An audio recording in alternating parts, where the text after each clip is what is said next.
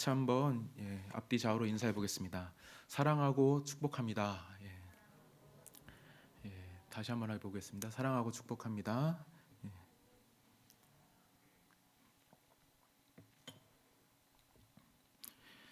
예전에 제가 청년부 사역을 하면서 이제 여름 수련회 주제를 정했는데 그 주제가 바로 사명을 회복하라입니다. 청년들이 교회나 이 직장에서 더욱 하나님이 주신 이 사명을 가지고 이 주님의 군사답게 살아가길 원하는 마음을 이 주제에 담았습니다. 그리고 저녁 집회 강사로 어떤 이 목사님을 모셨는데 그 목사님 말씀을 들으면서 참 은혜를 많이 받았습니다. 그 목사님께서 사명에 대해서 말씀하시기를 사명을 감당하는 거 너무나 좋다. 예수 믿는 자들은 누구나 사명을 감당해야 한다. 하지만 사명에 앞서서 먼저 필요한 것이 있는데 그것은 먼저 은혜에 젖어야 한다. 은혜 없이 사명만 감당하려고 하면 이 사람은 분명 율법주의자나 바리새인들처럼 된다. 형식에 매인 메마른 사람이 된다. 이렇게 목사님이 저녁 집회 말씀을 시작하십니다. 그리고 은혜에 젖은 사명자를 보여주시는데 그 사람이 바로 바디메오입니다. 이 바디메오를 통해서 우리가 은혜와 사명을 알 수 있습니다. 바디메오가 먼저 큰 은혜를 받습니다. 바디메오는 앞을 보지 못하는 거지입니다. 이러한 바디메오를 아무도 신경 써주지 않습니다. 하지만 그러한 바디메오를 예수님이 불러주십니다. 예수님이 바디메오의 눈을 뜨게 하셔서 그 은혜를 베풀어 주십니다. 그런데 여기서 예수님이 어떠한 상황 가운데에서 바디메오를 부르시고 은혜를 베풀어 주시는지가 중요합니다.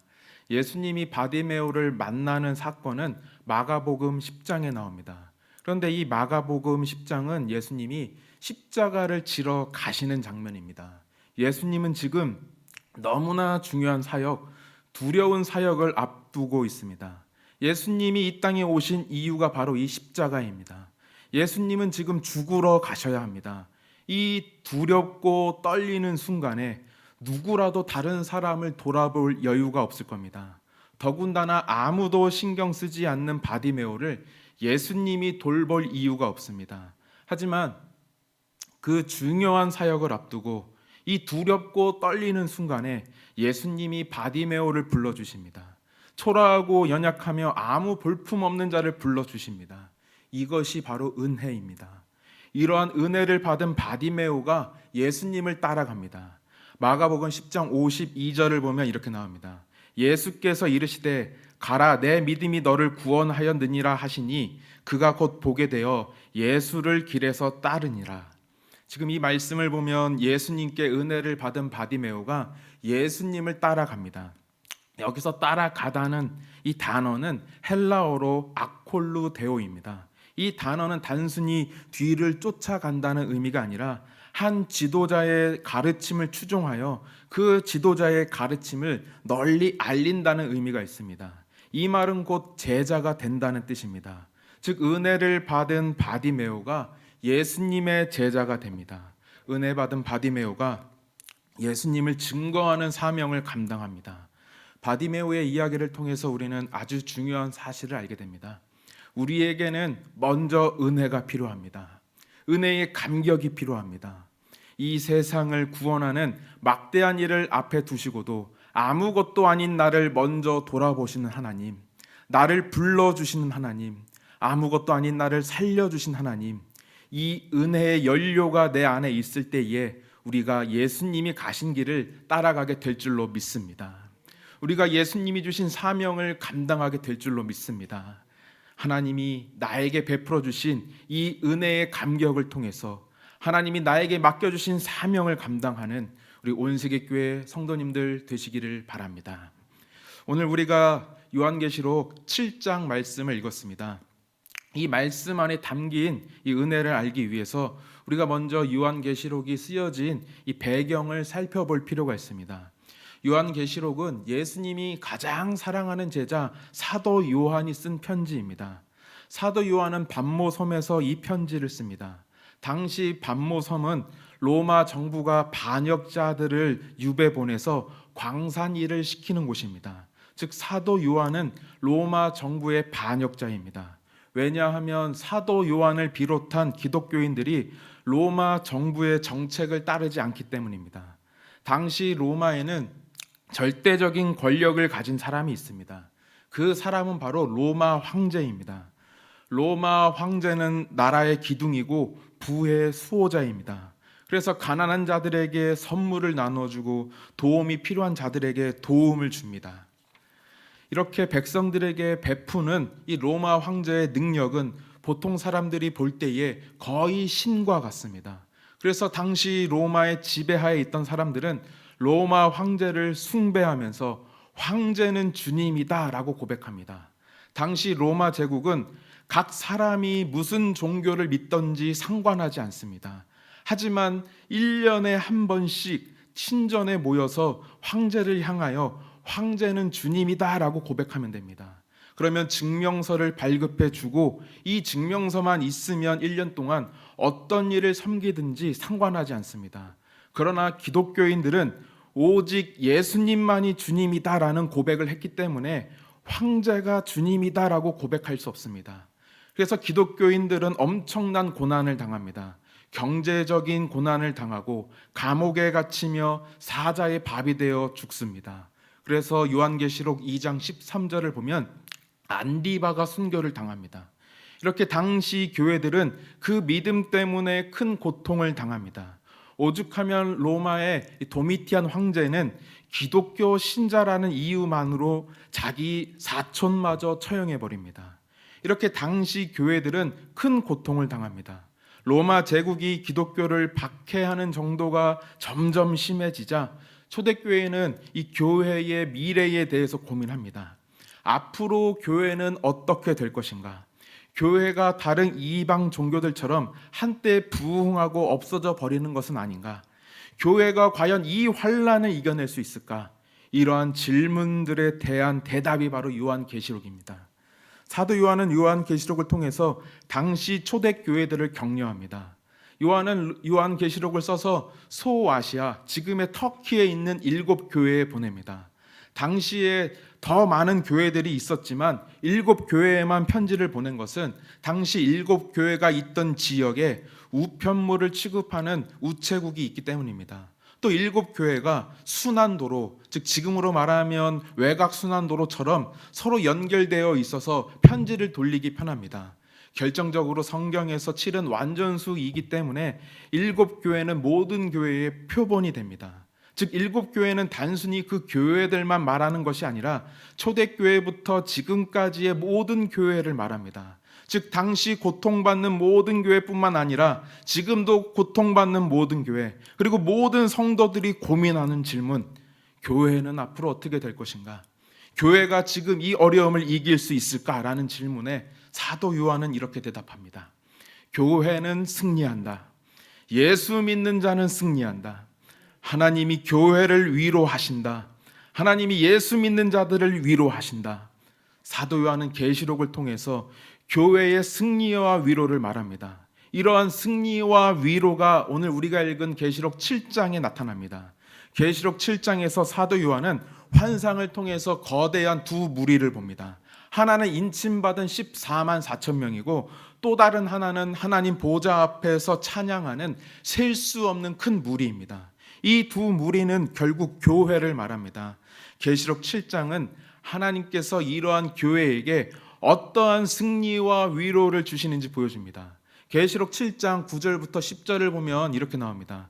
이 일 후에 내가 보니 각 나라와 족속과 백성과 방언에서 아무도 능히 셀 수 없는 큰 무리가 나와 흰 옷을 입고 손에 종려가지를 들고 보좌 앞과 어린 양 앞에 서서 큰 소리로 외쳐 이르되 구원하심이 보좌에 앉으신 우리 하나님과 어린 양에게 있도다 하니. 지금 이 말씀은 교회의 미래를 보여줍니다. 교회는 반드시 승리한다는 뜻입니다. 지금 교회가 핍박받고 어려움을 당하지만 교회는 반드시 승리함을 보여줍니다. 그래서 이 말씀을 보면 교회, 즉 하나님의 백성들이 흰 옷을 입고 있습니다. 이 말씀에 나오는 흰 옷은 승리를 뜻합니다. 당시 로마 제국이 전쟁에서 승리하면 이 승리한 장군은 깨끗하고 하얀 겉옷, 즉 흰 토가를 입고 로마 거리에서 승리의 행진을 벌입니다.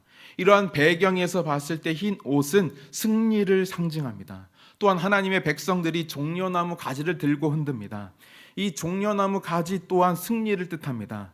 이스라엘이 로마에 정복되기 전에 예루살렘이 수리아인들에게 정복되었다가 다시 해방되었을 때 유대인 백성들이 이렇게 종려나무 가지를 흔들었습니다. 즉 종려나무 가지도 승리를 상징합니다.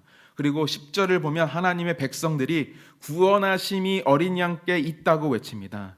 여기서 말하는 이 구원은 단순한 이 구원을 넘어서서 해방과 승리를 의미합니다.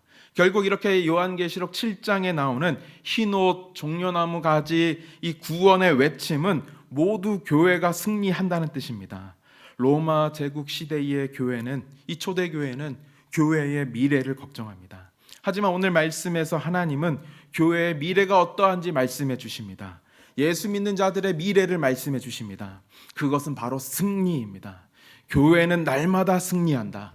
예수 믿는 자들은 날마다 승리한다. 세상이 보기에 교회는 미련해 보이고 패배자들처럼 보이지만 교회는 반드시 승리하다. 이것이 바로 요한계시록에 담긴 하나님의 메시지입니다. 그러면 이 승리의 원천이 누구에게 있는가? 그분이 바로 어린 양 되신 예수님이다. 사도 요한이 이렇게 말합니다. 오늘 본문 14절에서 어린 양의 피로 그 옷을 하얗게 씻기 때문입니다. 즉 교회가 승리할 수 있는 이유는 바로 예수님 때문입니다. 이것은 아주 중요한 이유입니다. 이 세상에는 완전한 교회는 없습니다. 모든 교회에 문제와 어려움이 있습니다. 그럼에도 불구하고 교회가 하나님의 성전이 되고 세상의 빛과 소금이 되는 것은 예수님이 우리 교회의 머리가 되시기 때문입니다. 스티븐 호킹 박사는 유명한 물리학자입니다. 그를 통해서 우주에 관한 많은 연구가 발표됩니다. 그는 육체적 어려움이 있는데 루게릭 병으로 온몸의 신경이 마비되어서 손가락 하나도 움직이기 어렵습니다. 하지만 어떠한 사람도 이러한 스티븐 호킹 박사를 향해서 결코 실패한 인생이라고 부르지 않습니다. 왜냐하면 온몸은 죽었어도 그 머리는 살아있기 때문입니다. 그 머리를 통해서 우주에 관한 수많은 연구 업적이 나오기 때문입니다. 우리 교회도 똑같습니다. 아무리 연약하고 부족해도 교회는 실패하지 않습니다. 왜냐하면 예수님이 교회의 머리가 되시기 때문입니다. 예수님이 교회의 주인 되시기 때문입니다. 그래서 고린도전서 15장 57절을 보면 이렇게 나옵니다. 우리 주 예수 그리스도로 말미암아 우리에게 승리를 주시는 하나님께 감사하노니. 지금 이 말씀에서 보는 것처럼 예수 그리스도를 통해서 교회는 승리합니다. 또 요한일서 5장 4절을 보면 이렇게 나옵니다. 무릇 하나님께로부터 난 자마다 세상을 이기느니라. 세상을 이기는 승리는 이것이니 우리의 믿음이니라. 지금 이 말씀에서도 하나님께로부터 난 자들이 승리합니다. 즉 믿음을 가진 교회가 승리합니다. 어떠한 환난과 핍박, 유혹, 시련 속에서도 예수님만이 내 주님이다. 예수님만이 내 주님이다. 이 믿음을 지킨 교회와 성도들을 하나님은 반드시 승리케 하십니다. 로마 시대에 황제는 주님이다. 이 한마디만 하면 모든 것이 해결됨에도 불구하고 초대교회는 그것을 거부합니다. 그리고 예수님만이 내 주님이라고 고백합니다. 이러한 믿음을 가지고 오늘 이 시대에 이 초대교회의 고백처럼 세상과 타협하지 않는 우리 성도님들 되시기를 바랍니다. 이 믿음의 고백을 가지고 예수님이 다시 오실 때까지 날마다 이기고 승리하는 우리 온 세계 교회 성도님들 되시기를 바랍니다. 하나님은 이렇게 고통당하는 교회에게 은혜를 베풀어 주십니다. 미래의 승리를 보장해 주십니다. 이 약속은 교회의 큰 소망이 됩니다. 하지만 하나님의 은혜는 이 미래적인 것으로 그치지 않습니다. 하나님은 지금 교회가 처해 있는 이 상황을 이길 수 있도록 또한 위로해 주십니다. 계시록 7장을 보면 이러한 위로도 가득합니다. 먼저 하나님이 교회와 성도들에게 인을 쳐 주십니다. 당시 사회에서 인침은 소유권 보호 특권을 말합니다. 특별히 제사 드릴 때 신에게 드리는 제물이 종종 인침을 받았는데 이것은 이 재물이 신의 것이기 때문에 절대 건드릴 수 없다는 뜻입니다. 즉 하나님이 교회와 그 성도들에게 인을 쳐 주신다는 것은 아무것도 교회와 성도들을 건드리지 못하게 하겠다는 하나님의 강한 의지를 보여줍니다. 그리고 이러한 인침을 받은 자가 14만 4천 명이라고 나옵니다. 이것은 단순히 문자적으로 14만 4천 명이 아닙니다. 이것은 상징적인 수입니다. 14만 4천은 12 곱하기 12 곱하기 1000으로 만들어집니다. 여기서 처음 12는 구약의 12지파를 말합니다. 그리고 두 번째 12는 교회를 대표하는 12제자를 말합니다. 그리고 마지막 1000은 성경에서 많은 수를 상징합니다. 즉 14만 4천은 구약과 신약을 통해 세워진 교회의 많은 수를 말합니다. 또한 14만 4천은 완전한 숫자로서 교회가 새 이스라엘로 완전히 세워짐을 말합니다. 특별히 14만 4천은 완벽히 빠짐없는 수를 의미합니다. 이것은 이 숫자 안에 포함되어야 할 사람은 하나님이 한 사람도 빠뜨리지 않고 다 포함시켰다는 뜻입니다. 이것은 계시록을 읽는 독자들에게 큰 위로가 됩니다. 하나님이 승리케 하고 위롭게 하시는 자들 안에 내가 반드시 들어있다는 겁니다. 하나님이 나를 잊지 않고 그 안에 넣어서 반드시 승리케 하고 위로해 주신다는 약속이 이 14만 4천 안에 들어있습니다. 하나님의 위로는 여기서 그치지 않습니다. 계시록 7장 16절을 보면 하나님은 다시 줄이지도 목마르지도 않게 해주겠다고 약속합니다. 구약에서 굶주림과 목마름은 하나님에게서 돌아선 이스라엘을 향한 하나님의 심판을 말합니다.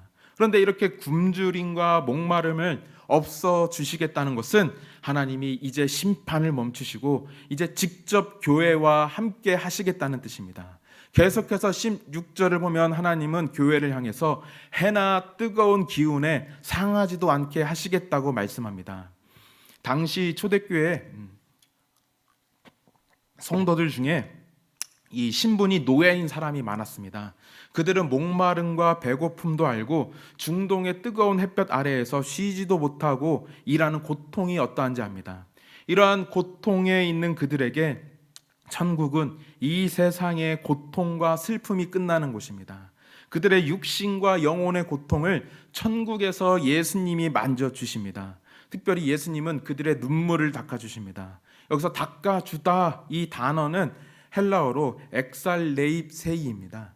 좀 어려운데 이 단어는 다른 뜻도 가지고 있는데 그것은 파기하다, 말살하다라는 뜻을 가지고 있습니다. 즉 눈물을 닦아준다는 것은 땅에서의 영원한 고통과 슬픔을 하나님이 영원히 제거해 주시겠다는 겁니다. 그래서 그들의 입에서 노래가 흘러나오는 겁니다. 계시록 7장 9절 10절에 나오는 것처럼 그들이 하나님의 구원을 노래합니다. 하나님의 구원은 단지 죄로부터의 구원을 말하는 것이 아니라 모든 슬픔으로부터의 구원이며 그들이 당한 시련으로부터의 구원이기 때문입니다. 요한계시록은 이렇게 인생의 고통 때문에 노래를 잃어버린 사람들에게 다시 노래를 지어주는 책입니다. 내 인생의 상황과 환경을 바라보았을 땐 절대 노래를 부를 수 없는 상황이지만 하나님의 구원의 역사를 경험하면서 우리로 하여금 새 노래를 부르게 하시는 겁니다. 이 모든 위로가 예수님으로부터 나옵니다. 계시록 7장 10절을 보면 하나님만이 앉을 수 있는 보좌에 예수님이 앉아 계십니다.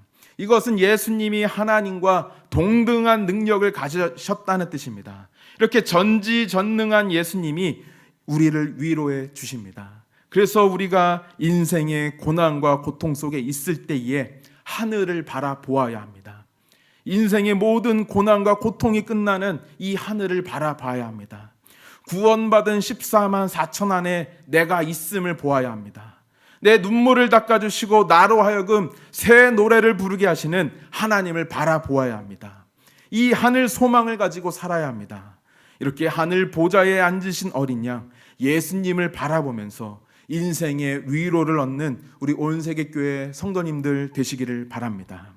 요한계시록 7장은 이렇게 로마 시대에 고통받던 교회들 뿐만 아니라 오늘 사는 우리들에게도 큰 소망과 위로를 줍니다. 하나님이 놀라운 은혜를 베풀어 주십니다. 그런데 여기서 우리가 주목할 것이 있습니다. 이러한 위로와 소망의 메시지, 은혜의 환상을 하나님이 사도 요한에게 언제 보여주셨나 이겁니다.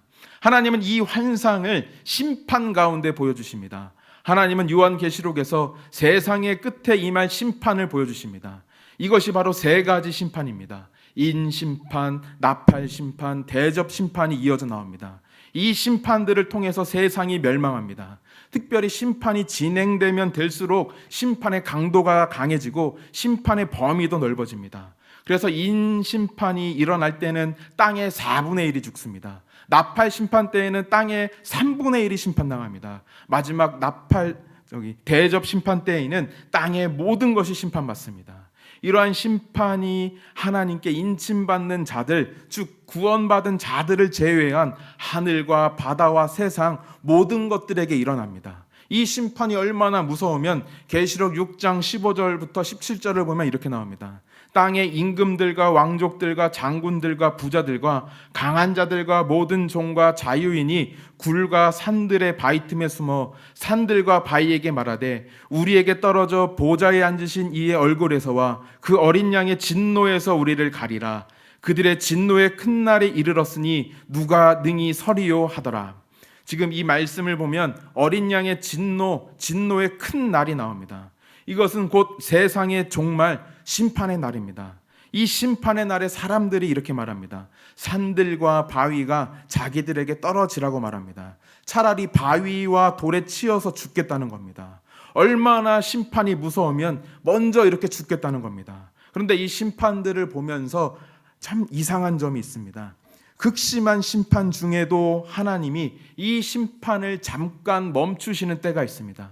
인심판이 모두 7번 연속해서 나타나는데 6번째 인과 7번째 인심판 사이에 하나님이 잠깐 멈추고 다른 환상을 보여주십니다. 그것이 오늘 우리가 읽은 계시록 7장입니다. 또 나팔 심판이 일어날 때에도 잠깐 멈추는 부분이 있습니다. 6번째 나팔 심판과 7번째 나팔 심판 사이에 잠깐 멈추고 다른 환상을 보여주십니다. 그것이 계시록 10장과 11장 초반부입니다. 그런데 이렇게 하나님이 심판 중에 잠깐 멈추시는 이유가 있습니다. 이것이 바로 하나님의 은혜입니다. 마지막 심판이 일어나기 전에 하나님은 세상에 회개할 기회를 주시는 겁니다. 하지만 마지막 대접 심판에는 이렇게 멈추는 장면이 없습니다. 이것은 더 이상 심판이 미뤄지지 않는다는 뜻입니다. 하나님은 오래 참으시지만 영원히 참으시지는 않습니다. 그래서 우리가 쉬지 말고 하나님의 말씀을 증거해야 합니다. 세상의 영혼들에게 하나님의 말씀을 증거해야 합니다. 특별히 인심판과 나팔심판 사이에 하나님이 잠깐 멈추시는 이유가 있습니다. 이것은 하나님이 이러한 심판을 멈출 만큼 중요한 메시지를 우리에게 주시겠다는 겁니다.